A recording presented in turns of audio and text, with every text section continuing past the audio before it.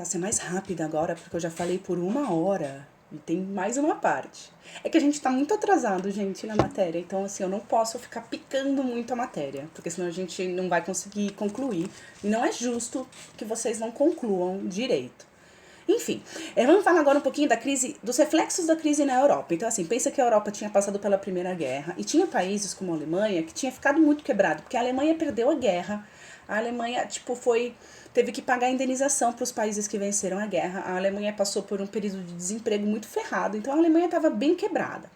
E aí vem a crise de 29 e quebra a Europa, dá nas pernas da Europa de novo, porque a Europa estava completamente ligada à economia dos Estados Unidos. Quando os Estados Unidos quebrou, a Europa quebrou junto. Principalmente esses países que tinham pegado muito dinheiro americano emprestado. Então aí a gente vai assistir a ascensão, quer dizer, a subida, né? Ascensão é a ideia de subir, dos regimes totalitários, de extrema direita. O que é um regime totalitário? Olha o nome, total, né? Quer dizer que é um regime, as pessoas estão num período de tanto desespero, de tanta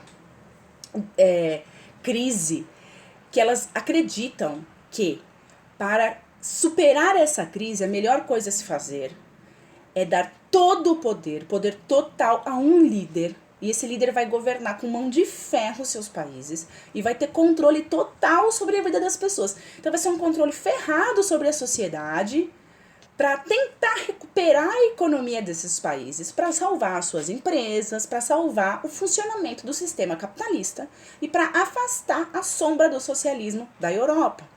Porque veja, a Rússia passou pela Revolução e tinha muitos partidos socialistas na Europa. E aí quando a Europa quebra, né, você tem socialistas, comunistas, anarquistas na Alemanha, na Itália.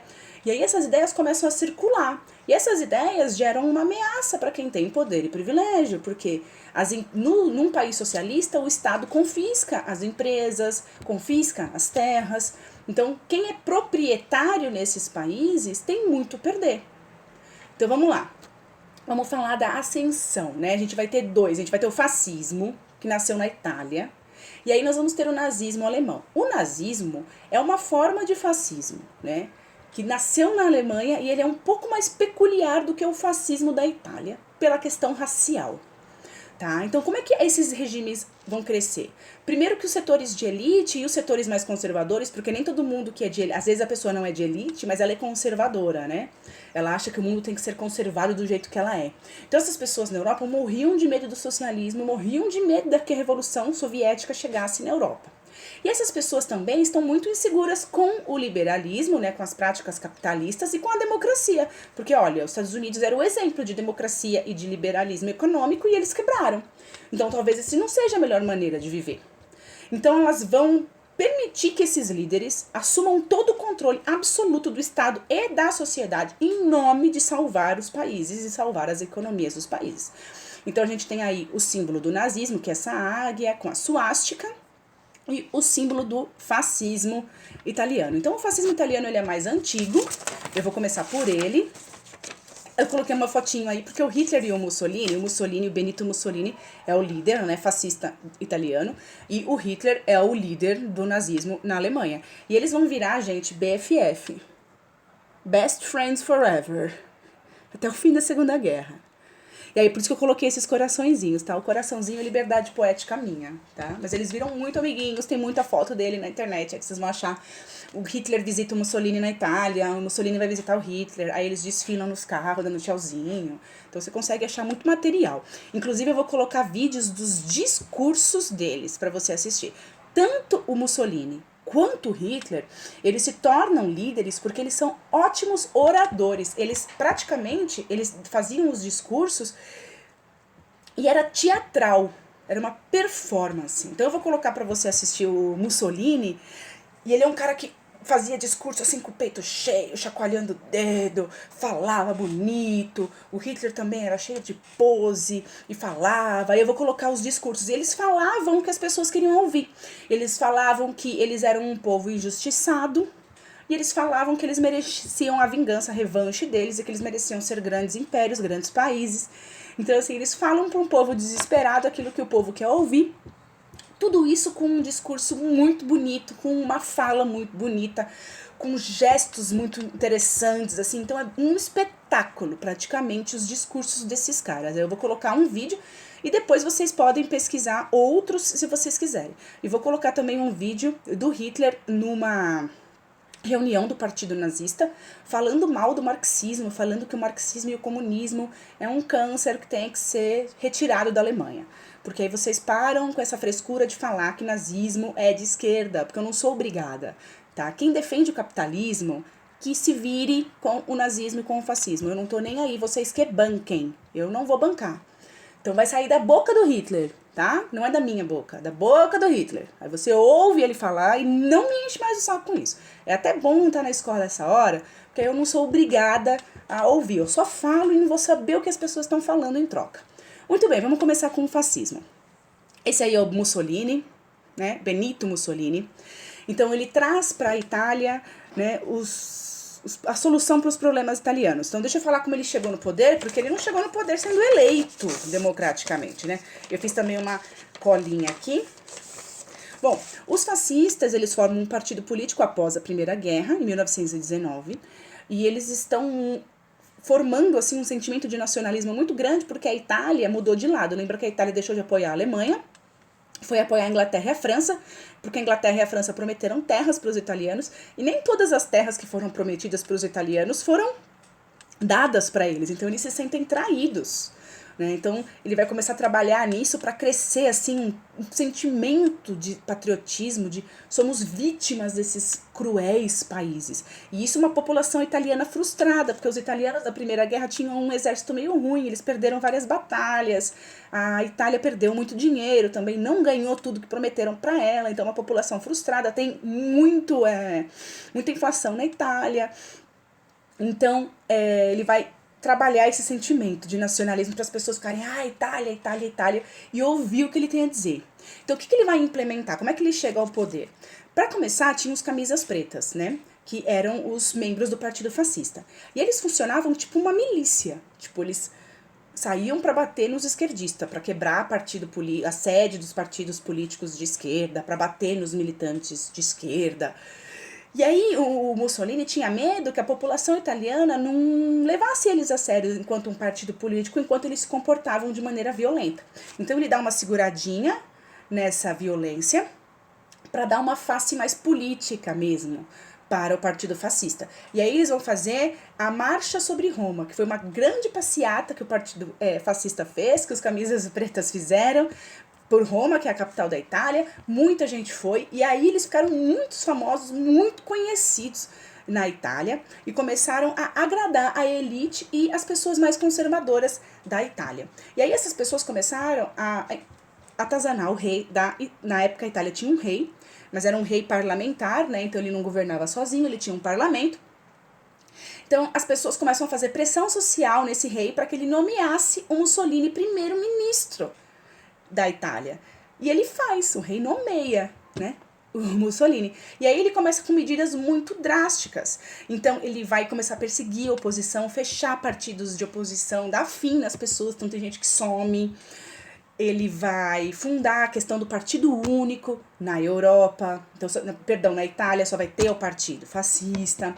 Ele vai estabelecer um negócio chamado corporativismo, que é você acabar com os sindicatos, acabar com o direito à greve, e todos os problemas que os trabalhadores têm tem que ser levados para o governo, e o governo vai tratar desses problemas com os patrões. Então não existe, vai ser um intermediário dessas relações. Ele vai abolir o legislativo, então não vai ter quem faça as leis, ele vai fazer as leis, ou seja, ele se torna um ditador. Aí ele vai começar a recuperar a economia da Itália através de uma coisa que a gente chama de arroxo salarial, que é quando você não permite que os salários subam, né? E aí ele vai começar a recuperar a economia da Itália, e recuperando a economia da Itália, ele vai começar a juntar dinheiro, né? As empresas vão começar a juntar dinheiro, pagam impostos, o Estado junta dinheiro e começa a investir no exército, começa a investir na militarização, e eles vão invadir também a Europa, a África, e vão tomar territórios na África. Então o que o Mussolini queria? Mussolini queria construir um grande império, que a Itália fosse um grande império. E para você ser um grande império, você tem que expandir os seus territórios. Tá sentindo o cheiro de guerra? Porque assim, ó, pra eu ser um grande império, pra eu aumentar o tamanho da minha casa, eu tenho que invadir a casa da minha vizinha aqui. Pra eu aumentar a minha casa. Será que ela vai curtir? Que eu entre ali, arrebente a porta dela, atire na família dela e tome a casa dela? Você percebe que você tá começando a ter aí uma semente de um conflito, que vai ser a nossa Segunda Guerra. Bom, isso aqui depois eu comento com vocês. Eu esqueci o filme, né, no outro vídeo. Depois eu ponho também. A Alemanha, falar um pouquinho do Hitler para não me estender muito. A Alemanha, ela quebrou num grau, com a crise de 29, num grau, menina. Essa mulher tá pondo fogo em dinheiro. Essa mulher não tá pondo em fogo em dinheiro porque ela é louca. Porque naquela época, a Alemanha é um país frio, neve, etc. E você tinha que, para você manter, né, o aquecimento interno das casas, você tinha que comprar lenha. A Alemanha vai quebrar num grau de chegar a ficar um período desmonetizada, assim, tipo, o dinheiro não vale mais. Porque a inflação era tanta, que para você comprar lenha, que, como no caso dessa mulher dessa foto, para você comprar madeira, você precisava juntar tanto dinheiro, mas tanto dinheiro, que compensava você queimar o dinheiro do que comprar madeira. Então, só para você ter uma noção do nível de crise que a Alemanha chegou, para você entender como é que o tio Hitler vai conseguir ascender ao poder. Licença que eu vou trocar aqui o lado do meu resuminho. Muito bem. Quando a Primeira Guerra acaba, a gente vai ter a abdicação do rei, né? A Alemanha tinha rei, deixa de ter. Aí a Alemanha deixa de ser um reino e se torna uma república, que a gente chama de República de Weimar. E aí vai nascer o Partido Nazista, né? E os alemães estão muito bravos, porque eles perderam a Primeira Guerra. Eles estão vivendo uma zona no país deles, porque o rei abdicou. Aí vem uma república, ninguém sabe direito o que está acontecendo. E o país está quebrado. E eles têm que pagar indenização para a Inglaterra, para a França. Um desemprego ferrado, uma inflação ferrada. Então os alemães começam a ficar com raiva. Então os alemães começam a ter um sentimento de revanchismo. A gente quer se vingar das pessoas que humilharam o nosso país através do Tratado de Versalhes, lá no fim da Primeira Guerra. Em 1923, o Hitler, esse daí que você tá vendo, e o Partido Nazista, eles tentaram dar um golpe para derrubar o presidente da Alemanha, não conseguiram, o Hitler vai preso, e é aí que ele escreve o famoso livro dele, Mein Kampf, né, Minha Luta. É nesse livro que ele escreve toda a teoria dele, as questões lá raciais que vão justificar a perseguição das pessoas, que eu já explico para vocês. Bom, voltando. Ele foi preso, depois ele é solto. E aí o Partido Nazista, conforme a Alemanha entra em crise, depois de 29, o Partido Nazista começa a ficar mais famoso na Alemanha, porque eles estão ali falando o que as pessoas querem ouvir, que eles são a solução para tudo, que eles vão salvar a Alemanha, né? A Alemanha acima de tudo, o símbolo, né? A frase símbolo do Partido Nazista era Alemanha acima de tudo. Não ri. E desculpa, até perdi a concentração. E eles vão dizer para as pessoas que eles vão salvar a economia da Alemanha, que eles vão salvar a Alemanha. E aí o presidente lá da época vai cometer, né, o erro da vida dele, que é nomear o Hitler primeiro-ministro, porque o Hitler concorre às eleições, mas ele perde as eleições. Mas muita gente na Alemanha que gostava do Hitler, queria que ele participasse do governo. Então o Hitler é nomeado primeiro-ministro. E aí esse presidente acaba morrendo depois. E aí o Hitler impede que haja eleições e ele que vai continuar governando a Alemanha. Foi assim que ele chegou no poder na Alemanha. E aí, em 1934, rola um incêndio misterioso no parlamento da Alemanha. Até hoje, ninguém sabe quem botou fogo naquele lugar. Mas o Hitler usou isso de desculpa. Então, tem gente que acredita que foram os próprios nazistas que colocaram fogo no parlamento para poder fazer o que eles fizeram, para ter uma desculpa, para impor medidas drásticas sobre a sociedade. Porque que o Hitler faz? Fala, quem colocou fogo no parlamento? Os comunistas, porque o comunista é malvado, mimimi.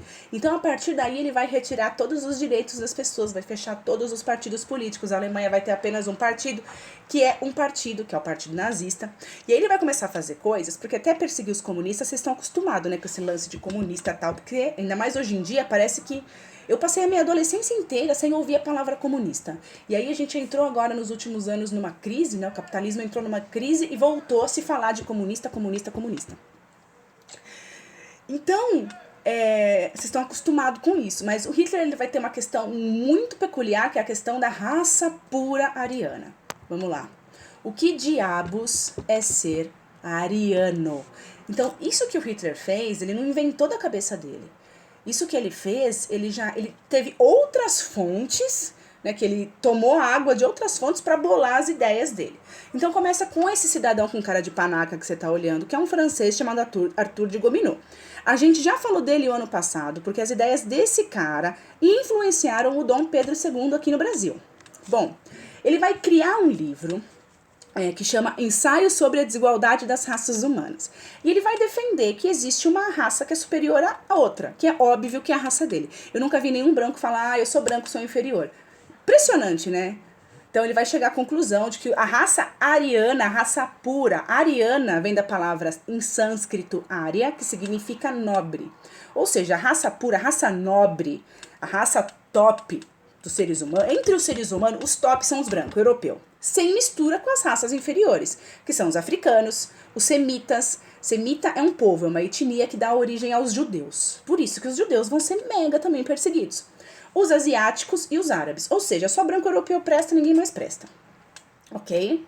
Porque, segundo esse cara, se você quiser procurar o livro dele na internet, talvez você ache, ele explica lá por A mais B por que ele é melhor que os outros. Maravilhoso. Ok? Então, os nazistas vão associar características físicas ao caráter. Então, assim, eu sou branca, eu sou honesta, porque honestidade é uma característica do branco. Bondade é uma característica do branco. Ser promíscuo, ser ladrão, ser mau caráter é característica de africano, de semita, de asiático, de árabe. Você entendeu? Não é conveniente? É conveniente. Então o Hitler bebeu dessa fonte. Outra fonte que o tio Hitler bebeu foi desse cara aqui. Esse cara chama Francis Galton e ele cunhou o termo eugenia. Eu vou explicar pra você o que é eugenia, mas eu vou explicando indo acender a luz que tá escurecendo. Ó. Imagina que eu vou fazer primeiro um exemplo com tomate, tá? Que aí você vai entender bem. Vamos supor que você é um agricultor e você tem uma fazenda e você planta tomate. E aí você plantou tomate pela primeira vez e nasceu vários tomates. Nasceu tomates enormes e uns tomates pequenininhos. Você como agricultor, você vai replantar para a sua próxima safra. É inteligente você plantar a semente de que tomate? Deixa eu me ajeitar. Do tomate grande, porque a gente sabe que as características são passadas de pai para filho. Nessa época eles não sabiam ainda de DNA, por exemplo, porque é uma coisa muito recente. Mas você percebe, né, que as características são passadas de pai para filho. A criança nasce a cara do pai, a cara da mãe. Então você sabe isso. Então se você plantar as sementes do tomate grande, provavelmente a próxima safra vai ter mais tomate grande que pequeno. Então se eu sempre plantar a semente do tomate grande, com várias e várias safras passando, vai chegar uma hora que eu só vou ter tomate grande, porque eu eliminei as sementes do tomate pequeno, então essa variação genética não vai mais acontecer. Qual que é a ideia desse cara? A gente precisa aplicar isso com gente. Então, se a gente não deixar, impedir que os brancos procriem com as raças inferiores, se a gente exteriorizar as raças inferiores, se a gente proibir a raça inferior de procriar, a gente vai ter uma futura geração só de puro, só de tomate grande. E o tomate grande aqui é branco. Gostou? Tá feliz? Muito bem.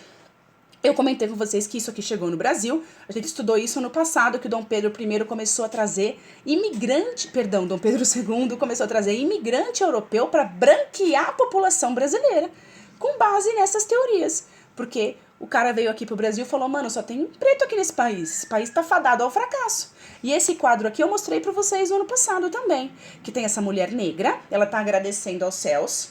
A filha dela, que tá sentadinha, já é morena. E o bebê é branco. Você tem esse aí, o cara do lado também é branco. Quer dizer, a filha, que já é morena, teve um filho com um homem branco que nasceu branco. Então ela tá dando graças a Deus que a raça foi limpa. A mulher negra no quadro. Olha a ideia que esse quadro transmite. Esse quadro está exposto no Rio de Janeiro. Eu não lembro onde, mas é no Rio de Janeiro.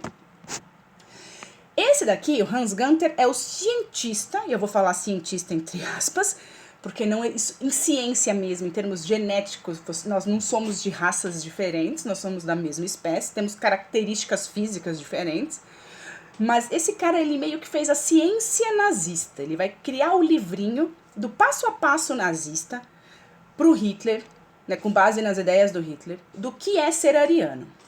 Porque ser ariano é ser europeu, mas o europeu da Alemanha não é igual o europeu da Itália. O europeu da Itália, da Espanha, ele não é branco, de olho azul e cabelo preto. O europeu de outras áreas são um pouquinho diferentes. Então eles fazem um guia, tá vendo? Tá escrito ali, ó, raças arianas puras europeias. Então você tem aqui, ó, depois você pode pausar, você pode aumentar, ó. Eles catalogaram 6 tipos de pessoas que fazem parte dessa pureza branca europeia. Então aqui o primeiro é raça nórdica, eu coloquei as traduções aqui, ó. Fotos das raças alemãs. À esquerda, raça nórdica, e à direita, raça do leste báltico. Que é isso aqui, ó. Tá vendo? Então tem o perfil, a parte da frente, um homem e uma mulher. Então tem a característica do cabelo, do rosto. Aí embaixo a gente tem a raça Westfália e a raça alpina, né, da região dos Alpes ali da Suíça e tal, né? Ó. Então tem os rostos desenhados. Aqui à direita, de novo, né, a raça mediterrânica, que é os italianos e tal, né? E a raça dinárica. Olha aqui, ó. Ó. Então, segundo os nazistas, isso era ser puro. Se você não fosse isso, se você não tivesse essas características, você não era puro. Só que é muito complexo, né? Porque às vezes, eu já vi gente que tem mãe preta ou pai preto e mãe branca, vice-versa, assim, e a pessoa nasce muito clarinha. Que às vezes você nem sabe, né? Você nem suspeita que o pai dela ou a mãe dela seja negro. Então é muito complexo, né? Então vai ter gente que é judeu na Alemanha que se encaixa nesses padrões, mas isso aí depois a gente discute. Então eu trouxe aqui a raça nórdica, né, em destaque para vocês, né? A subdivisão, né, das raças arianas. A raça nórdica, aí tem a descrição, que é cabelo louro liso ou levemente ondulado, olhos claros, pele rosada, estatura elevada, crânio dolicocéfalo, não sei nem falar, e frente reta. O que é esse crânio? Até os tipos de crânio era catalogado no livrinho dos nazistas. Então, media-se o tamanho dos... Então, existia um padrão para o tamanho dos crânios dentro de cada raça. E eles mediam os crânios com esse instrumento, craniometer. Se você já assistiu um filme chamado Django Livre, você vai ver que tem uma parte que o cara é mega racista, é um filme americano, mas o cara é tão racista e ele usa esse objeto para medir a cabeça do negro, para poder dizer para aquele cara que ele é inferior de alguma maneira. Bom, essas ideias foram muito complexas. Em 1936, a gente teve as Olimpíadas de Berlim, né? Não tinha estourado a guerra, mas o Hitler já é o dono, vamos dizer assim, né, o presidente da Alemanha. Ele vai dar o início ao Terceiro Reich, né, o Terceiro Reino, porque ele se torna tipo um imperador da Alemanha, ele quer construir um império para a Alemanha. E a gente vai ter as Olimpíadas de 36, são em Berlim, né? Então você vê aqui a propaganda, ó, tem um símbolo nazista aqui na propaganda. Todos os lugares foram decorados, né, porque era partido único. Então você não vai ver a bandeira da Alemanha era o símbolo do partido nazista. E aí tem uma história muito curiosa que eu vou recomendar para vocês, que é a história do Jesse Owens, que era um corredor negro norte-americano, que foi na Alemanha e ganhou 4 medalhas de ouro. E pro Hitler isso era uma coisa horrível, porque o Hitler queria provar pro mundo que a raça ariana era superior. Então ele queria que os alemães vencessem as principais competições para provar para o mundo que eles eram superiores. Aí vai esse cara, esse negro dos Estados Unidos, ganha 4 medalhas de ouro no atletismo. E a mais da hora é a do salto em distância, que fica ele e um alemão, que tá aí, que ganhou o 2º lugar, tá fazendo o gesto, né, de Heil Hitler lá, que ele é obrigado a fazer, sendo nazista ou não, ele era obrigado a fazer, senão o Hitler te perseguia. Mas aí o Jesse Owens, aí os caras, tipo, saltam a distância, aí fica, sabe, os caras saltando assim, ó, centímetro a centímetro, e aí o Jesse Owens ganha, e aí foi um tapa na cara dos nazistas e do Hitler. Mas pro Jesse Owens isso não foi o pior, tá, da vida dele. Tanto que ele falou o seguinte: não foi o Hitler que me ignorou, quem fez isso foi o Franklin Roosevelt, que era o presidente dos Estados Unidos. Ele nem sequer me mandou o telegrama. Então esse cara foi pra lá, ganhou 4 medalhas em nome dos Estados Unidos, só que ele voltou para os Estados Unidos, que era um país extremamente racista, e na própria festa que fizeram para ele, para celebrar as conquistas, né, as 4 medalhas de ouro dele, ele entrou pela porta dos fundos, porque ele era negro e não podia entrar pela porta da frente. Para você saber mais sobre esse cara, você assiste esse filme chamado Raça, que é bem legal. Na época que eu assisti, tava na Netflix, Agora não está mais, mas aí vocês procuram nos aplicativos da vida aí, com certeza vocês vão achar, é muito legal. Bom, então vamos lá, só para encerrar. O que vai levar os fascistas e os nazistas, no caso lá da Alemanha, né, que a gente fala que o nazismo é o fascismo elevado ao quadrado, porque além de você ter a questão da dominação da sociedade por um líder, que é o grande líder, que vai salvar todas as pessoas, que vai salvar o país, que vai salvar a economia, tem a questão racial, né? Então o nazismo é um fascismo com uma questão racial muito forte, né? Então eles vão perseguir especialmente judeus, mas vão perseguir todo mundo ali da raça inferior. Aliás, gente, antes de eu terminar isso aqui, raça inferior para eles, além dos judeus e dos árabes e tal, que eles vão perseguir, é deficiente físico. O Hitler tem uma questão horrível com deficiente físico, porque ele acha que quem tem deficiência física ou mental é tipo um tomate podre na cabeça dele. Tô fazendo as analogias com tomates, porque eu não consigo explicar isso com o ser humano, né? E aí o Hitler, ele antes da guerra, ele já tinha criado alguns campos de concentração para eliminar deficientes físicos. Primeiro que ele fez uma lei que todo mundo que tinha uma deficiência genética, um problema genético, né, um problema que passa de pai para filho, seja físico ou mental, essas pessoas tinham que ser esterilizadas para que elas não tivessem filhos, para não passar para frente esse defeito da raça ariana.